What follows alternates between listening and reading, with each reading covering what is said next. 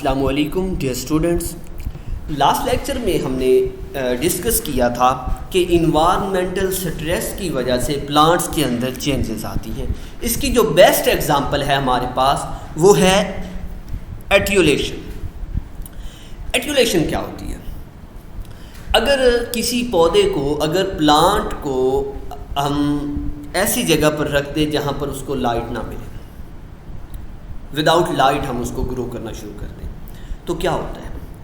उसकी जो प्लांट होता है, उसकी जो ब्रांचेस होती हैं, शाखें होती हैं, वो लाइट की सर्च में, तलाश में नॉर्मल से यानी अब तरीके से बढ़ना शुरू कर देती हैं और यानी उसकी जो ब्रांचेस हैं उनके अंदर एबनॉर्मल ग्रोथ शुरू हो जाती है। ये जो एबनॉर्मल ग्रोथ हुई विदाउट लाइट ग्रोथ की वजह से यही एट्यूलेशन कहलाती है। ओके, अच्छा, अब क्लोरोफिल फॉर्मेशन के लिए, क्लोरोफिल बनने के लिए भी लाइट की ज़रूरत होती है। अब चूँकि लाइट तो प्रोवाइड नहीं की हमने, तो क्लोरोफिल फॉर्मेशन भी नहीं होती। अब जब क्लोरोफिल फॉर्मेशन नहीं होगी तो प्लांट की लाइफ डिस्टर्ब हो जाएगी। प्लांट को क्लोरोफिल की वजह से बनना था, फिर फोटोसिंथेसिस होनी थी और पौधों को खुराक मिलनी थी, तो ये तो सारा प्रोसेस डिस्टर्ब हो गया, जिसकी वजह से प्लांट्स की जो ग्रोथ है वो डिस्टर्ब हो जाती है और ग्रोथ जो है, जो ब्रांचेस वगैरह हैं वो एबनॉर्मली ग्रो कर जाती है और उनका जो कलर होता है वो होता है येलोइश हो जाता है, या ह्यू का वर्ड यूज़ किया इन्होंने, इसको कहते हैं डाई, मतलब वाइटिश सा कलर। और इस तरह जब क्लोरोफिल नहीं बन पाता तो उनके अंदर क्या हो जाता है, इनकी ग्रोथ जो है वो रुक जाती है। तो ये जो प्रोसेस है इसको एट्यूलेशन कहते हैं। अब ये जो एट्यूलेशन है ये क्यों हुई? Due to environmental stress. इसी तरह इसकी एक और एग्जांपल है, वो है क्लोरोसिस की। क्लोरोसिस कहते हैं पीला पड़ जाना। क्लोरोसिस क्यों होती है?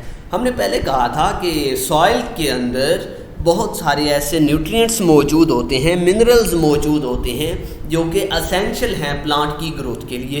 जब ये ख़त्म हो जाएं, ये शॉर्ट हो जाएं, जितनी रिक्वायरमेंट है उसको पूरा ना किया जा सके, तो फिर क्या होता है? प्लांट्स के अंदर क्लोरोसिस होती है। सेल क्लोरोसिस के बाद डेड होना शुरू हो जाते हैं।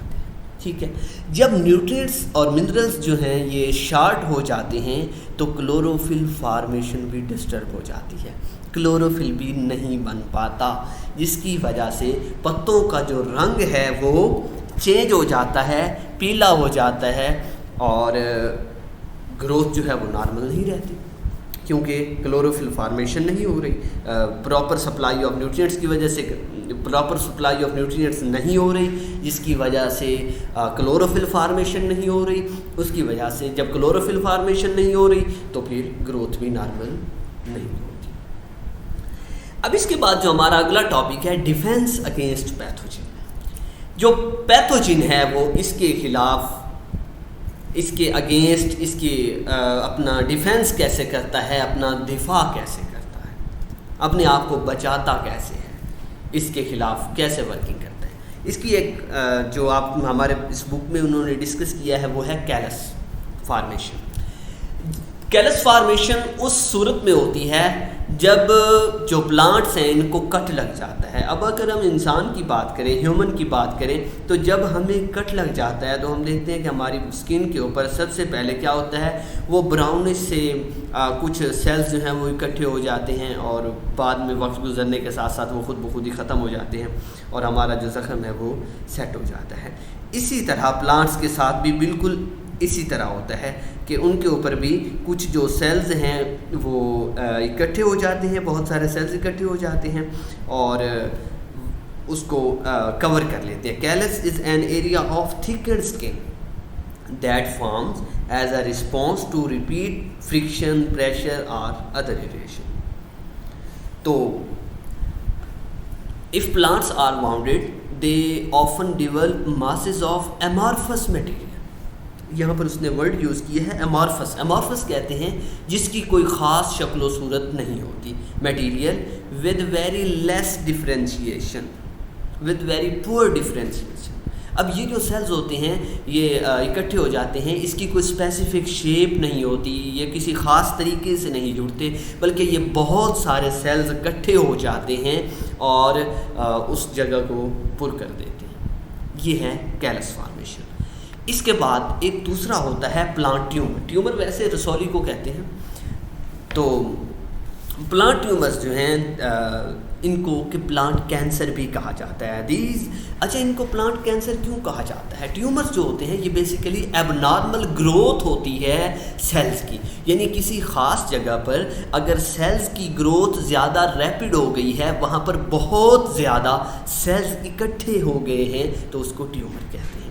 अब प्लांट्स के अंदर इसको कैंसर क्यों कहते हैं? उसकी वजह यह है कि यहाँ पर बहुत ज़्यादा सेल्स इकट्ठे हो गए हैं, तो ये साथ वाले सेल्स को अफेक्ट करना शुरू कर देते हैं। जो कैंसर होता है ना इंसानों के अंदर, उसमें ये होता है कि कैंसर सेल्स जो हैं वो मूव करते हैं सेल टू सेल। इसमें यूँ नहीं होता, इसमें सेल्स मूव नहीं करते, आगे ज़्यादा इन्फेक्शन प्रोड्यूस नहीं होता। इसमें जो करीब करीब के सेल्स होते हैं वो डिस्टर्ब होते हैं, उनको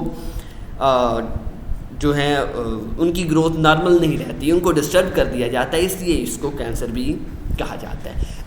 तो इसमें उन्होंने कहा है कि अमॉर्फस, जिसकी कोई ख़ास शेप ना हो, इन्वेजन कहते हैं हमले को, invasion of surrounding well differentiated tissue, तो उसको क्या कहते हैं? Plant tumour. इसके बाद एक और है गाल्स बन जाना, जिसको प्लांट गाल कहते हैं। ये भी एक रिएक्शन शो होता है, प्लांट एक रिएक्शन शो करते हैं जब भी बैक्टीरिया अटैक करता है प्लांट के ऊपर। जब बैक्टीरियल अटैक होता है तो उसके नतीजे में भी या कोई भी दूसरा पैरासाइट अटैक कर देता है तो अब नॉर्मल ग्रोथ शुरू हो जाती है, जिसकी वजह से ये ट्यूमर्स ही बनती हैं। और ये वो ट्यूमर्स जो बैक्टीरिया की वजह से बनती हैं उनको कहते हैं प्लांट गाल्स।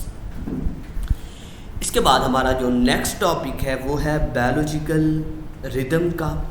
आज के लेक्चर में सिर्फ हम बायोलॉजिकल रिदम को डिस्क्राइब करेंगे कि बायोलॉजिकल रिदम जो है, in living things the behaviour activities occur at regular interval.